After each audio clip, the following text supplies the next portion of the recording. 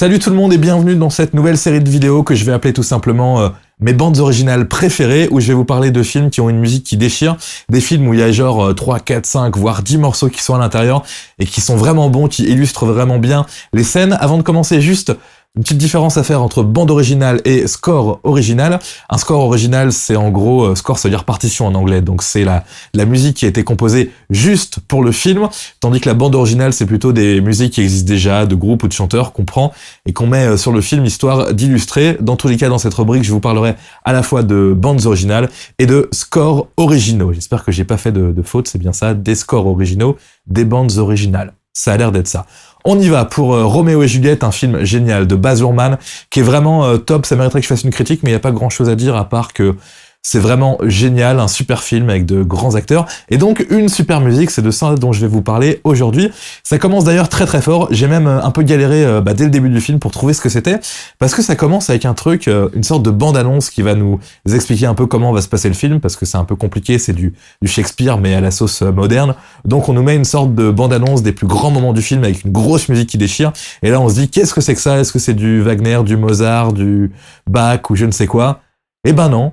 Ça, c'est du score original, en fait. C'est le compositeur Craig Armstrong qui a fait cette musique-là rien que pour le film. Ça s'appelle O Verona. Et c'est juste magnifique. Et c'est incroyable de se dire que c'est pas un vieux truc de 1800 de grands compositeurs. Non, c'est juste du Craig Armstrong.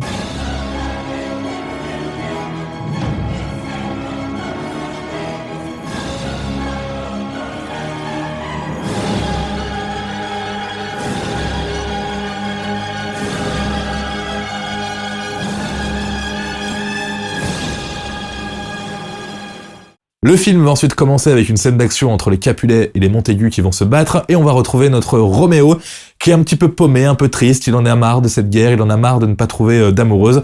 Bref, il est dans son coin, un petit peu au bord de la plage, très triste, le tout accompagné par une musique qui passe trop bien sur cette séquence de Radiohead.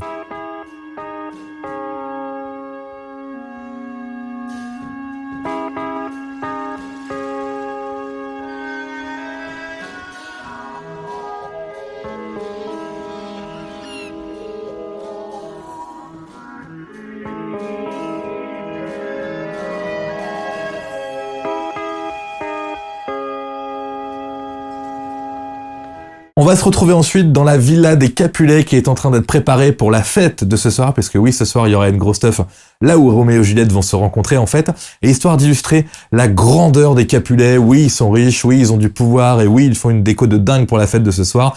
On va cette fois-ci utiliser du Mozart, la symphonie numéro 25, qui passe très très bien avec le côté aussi hystérique de la maman de Juliette, regardez.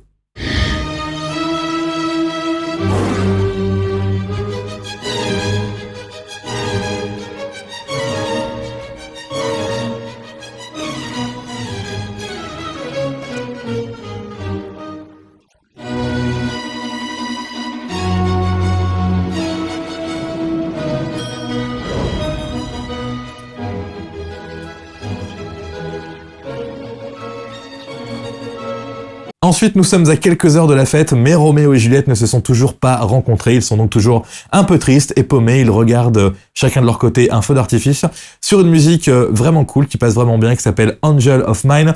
Gavin Friday, artiste que je ne connaissais pas du tout, qui est limite inconnu au bataillon, qui vient d'Irlande et qui a pas fait gros chose, entre guillemets, à part des bonnes BO de films.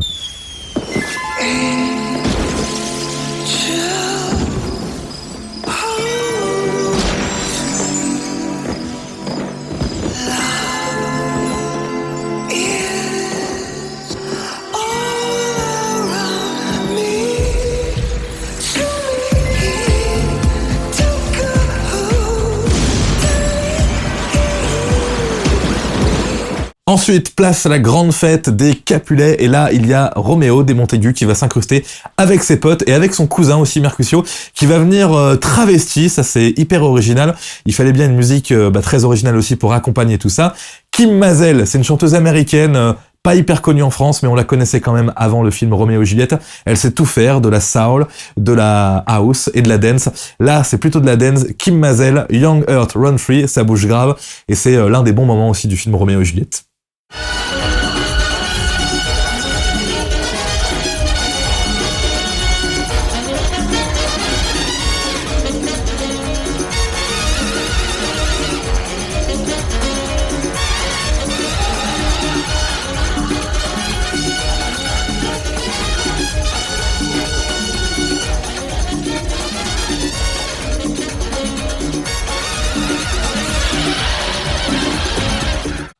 Roméo et Juliette vont finir par tomber l'un sur l'autre, hein, c'est ce qu'on attend. Ça va se passer à travers un aquarium, c'est une magnifique scène d'ailleurs, illustrée par une magnifique scène de Des'ree. On connaît tous quand même Des'ree sans avoir vu le film. Des'ree, Life, You Gotta Be, mais aussi Kissing You, le morceau qu'on entend tout au long du film quand Roméo et Juliette se rencontrent et se font des bisous. Regardez.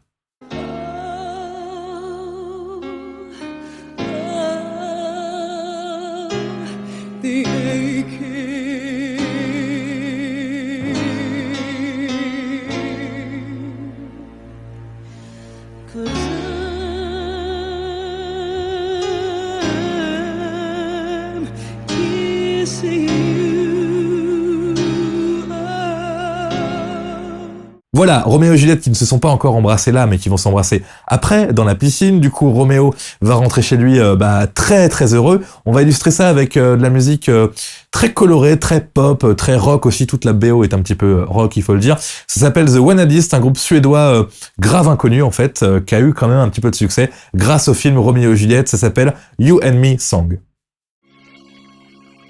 And it's always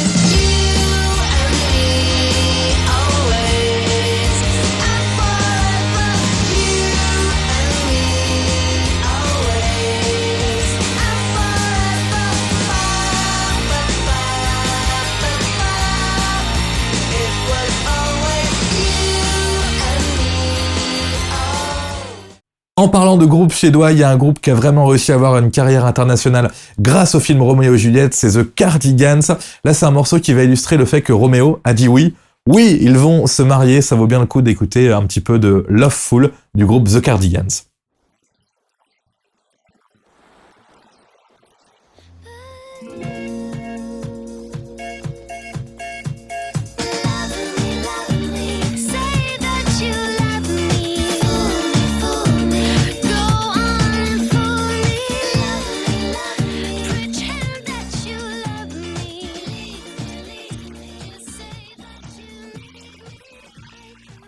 Puisque Roméo et Juliette sont d'accord pour se marier, eh bien oui, il va y avoir un mariage en petit comité.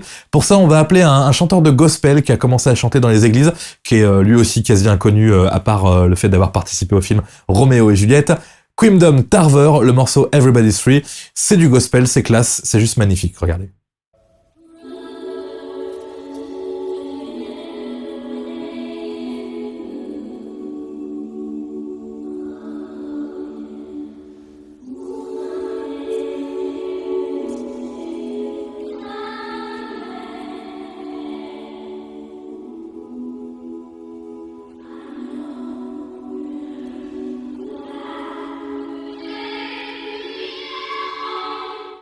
Bref, le film Roméo et Juliette, au niveau de sa bande originale, de son score original, c'est juste magnifique du début à la fin. Je vous laisse contempler aussi la mort de Mercutio, c'est comme ça qu'on pourrait appeler la scène, c'est d'ailleurs comme ça qu'elle s'appelle. Je vous dis clairement, là, je ne sais pas si c'est un opéra de Wagner ou si c'est une composition de Craig Armstrong. Je n'ai pas trouvé, mais je pense que c'est Wagner, là, pour le coup. Regardez et écoutez surtout, c'est juste magnifique.